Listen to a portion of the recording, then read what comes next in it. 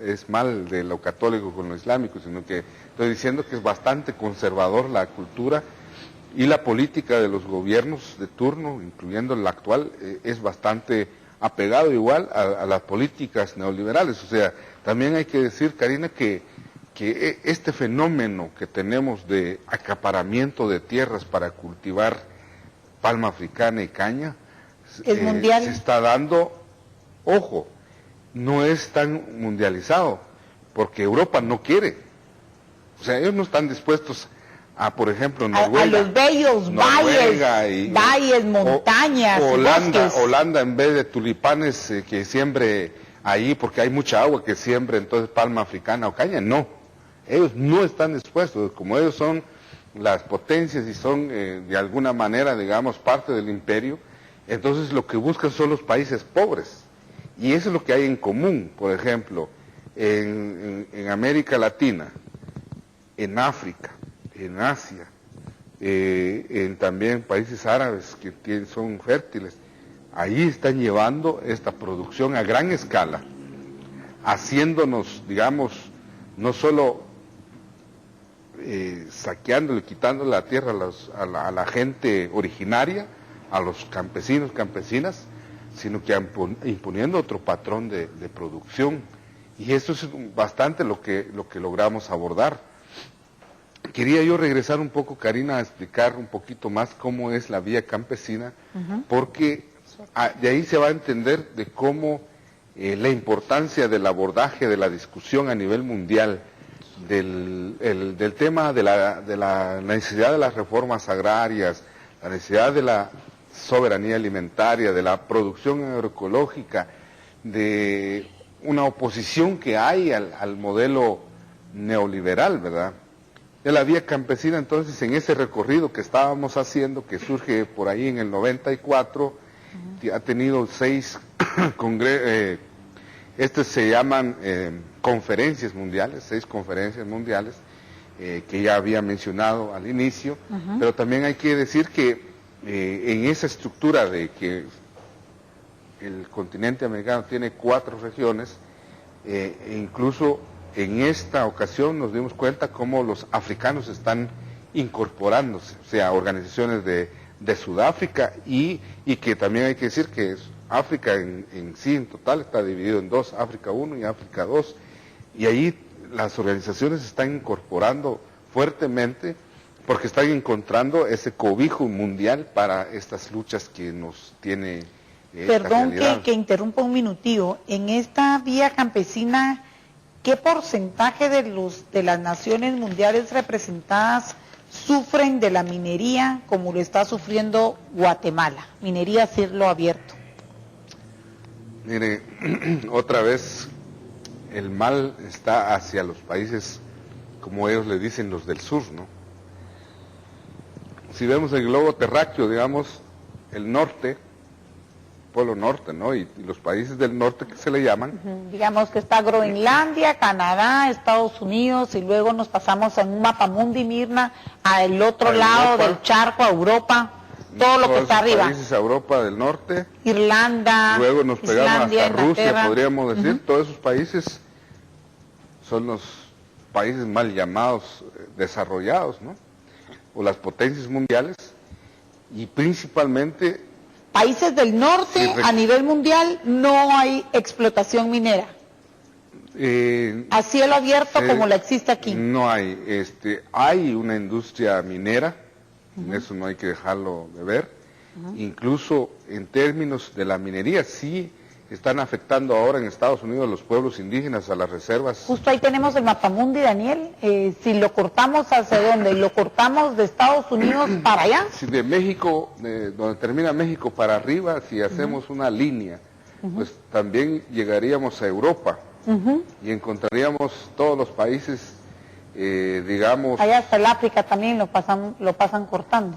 Sí, todo África casi que no se puede ver como un país, que haya un país de potencia mundial o un país en desarrollo. O sea, estamos hablando que la pobreza en África, igual como en el continente de México. Para abajo. Para abajo, hasta el cono sur que se conoce en Argentina, Chile. Tierra de Fuego, sí. estos países seguimos teniendo una situación de pobreza y miseria, a pesar que, como hemos dicho, que Brasil pasa a ser una de las 5 potencias de las economías mundiales, la situación de pobreza y miseria está siendo de un nivel alto, y por ende el tema hoy es clave, las manifestaciones fuertes sí, que hay en Brasil desde hace como 2 días. Sí, precisamente contra el aumento del pasaje, contra el tema del presupuesto del mundial, que están exagerando el uso de recursos para este mundial. Quieren comer, ya no quieren tanto estadio. Pero lo otro que hay que mencionar en Brasil es que están deforestando la Amazonía, las selvas, todo lo que conocemos como el río Amazonas, toda la Amazonía, todas las valles, montañas. Se van a pasear en la humanidad entera. Están expulsando a pueblos indígenas, allí son los pueblos guaraníes. Los guaraníes son un pueblo indígena originario que podríamos decir que cubre parte de Paraguay, Uruguay, una parte de Argentina y la gran parte de Brasil. Ellos están sufriendo en este momento esa expulsión, ya que Brasil se ha dirigido al monocultivo de caña y palma, porque quiere ser o sea, Brasil tiene gran potencial de tierras todavía, y que en su mayoría son selvas, pero lo malo es que precisamente no solo la expulsión de los pueblos indígenas, sino que la destrucción de la Amazona. O sea, la Amazonía no es comparable con los valles que tenemos aquí, por decir así, el Valle del Polo Chico, otros valles, pero este es inmenso, digamos, el río Amazonas es tal vez unas 20 veces, 30 veces el tamaño del río Motagua, ya en su principal cauce, ahí por Amates o por Morales, y los valles que están alrededor son miles y miles y miles de caballerías, que, como decía, comienza desde Colombia, la parte amazónica, pasa a la parte de Ecuador, Venezuela, y llega hasta Brasil. Todo eso está en un grave peligro.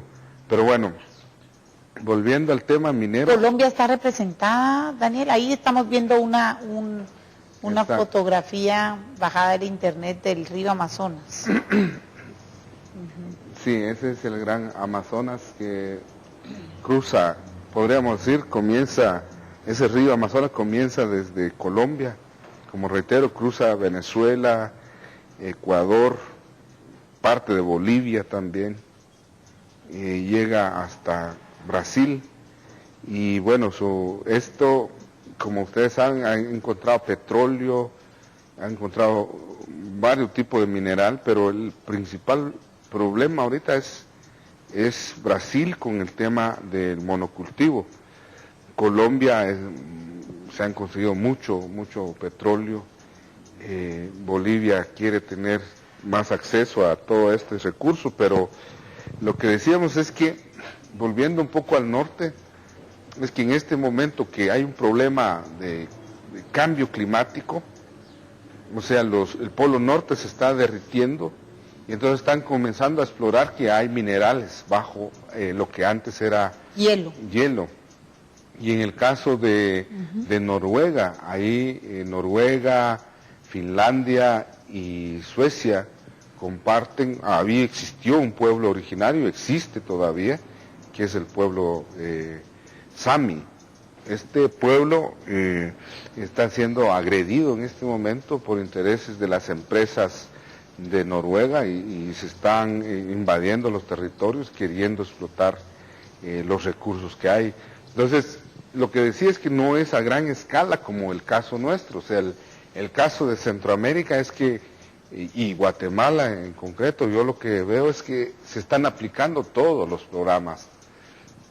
O sea, nuestro pobre país y Centroamérica se está convirtiendo en agujeros, ya sea para sacar oro, para sacar petróleo, para hidroeléctricas o construcción de carreteras, en donde no sabemos si vamos a aguantar algún desastre natural, o sea, un ni siquiera es natural, sino que es provocado por la mano de las empresas. Cuando tengamos alguna crisis de sequía o una crisis, ojalá no sea así, de huracanes y de maremotos, lo cual sí podríamos tener grave peligro. Y a eso es que creo que es importante que la existencia de una organización mundial de indígenas, de campesinos, de mujeres, de jóvenes, productores o población sin tierra, que estuvimos en esta 6ª conferencia, porque es un conclave mundial al final. O sea, era con mucho orgullo, tengo que decir al pueblo de Guatemala, a nuestros hermanos mayas, campesinos, que estuvimos representando al país, no con un discurso bonito, como hacen muchos que salen fuera del país a decir que Guatemala es hermosa. Claro que es hermosa, pero estos esa hermosura lo van a ir a vender para jalar turismo, jalar empresas. Nosotros lo que fuimos es lo contrario, a decir que es un país hermoso que está en peligro en manos de las empresas, que están quitando las tierras a los pueblos indígenas, a las comunidades campesinas, que hay hambre en este país a pesar de que hay riquezas y hay buena tierra, que estamos teniendo problemas de persecución. Incluso queremos compartir que logramos que estos más de 500 delegados de 122 países firmaran una carta en solidaridad con Guatemala, condenando la represión por el Estado que impulsa el Estado de Guatemala y condenando el intento de anular el caso por genocidio en Guatemala, al igual que el apoyo a Honduras, a los hermanos del Bajo Aguán en Honduras, a los hermanos del pueblo Nové Buglé de Panamá, que también están sufriendo grandes embates. En Honduras hay que decir que mientras estábamos nosotros allá fueron detenidos algunos hermanos, como es Berta Cáceres, que es la dirigente nacional de la organización Consejo Cívico Indígena y Campesino de allí de Honduras. Afortunadamente fueron liberados. Tenemos una situación que compartimos de donde se están instalando las empresas mineras o de hidroeléctricas o de monocultivos, se está sufriendo las mismas circunstancias, o sea, asesinatos, violencia, persecución, carcelamiento, etcétera. Y eso es una cuestión que compartimos casi a nivel mundial. Y entonces hay una preocupación muy fuerte, pero queremos decir que la atención lo llevamos como Guatemala, Centroamérica, porque es exagerado cómo aquí se está aplicando todo esto. Quiero decir también que en esta conferencia hubo una asamblea de jóvenes de 2 días, una asamblea de mujeres donde abordaron su realidad propia del campo de las mujeres. El tema fundamental que las mujeres impulsan es la campaña en contra de la violencia hacia las mujeres, que no solo se sufre en el país, como todos saben, hay violencia sexual, hay violencia física, hay violencia económica, hay violencia psicológica hacia las mujeres, cuando vemos niñas violadas, cuando vemos mujeres acusadas, o el femicidio que hay en el país, ¿verdad? Es un fenómeno internacional que también llora sangre. Esto es un tema que está enalborando a las mujeres de las organizaciones de la vía campesina. La juventud, su preocupación es también similar al del adulto, digamos, de no tener espacios propios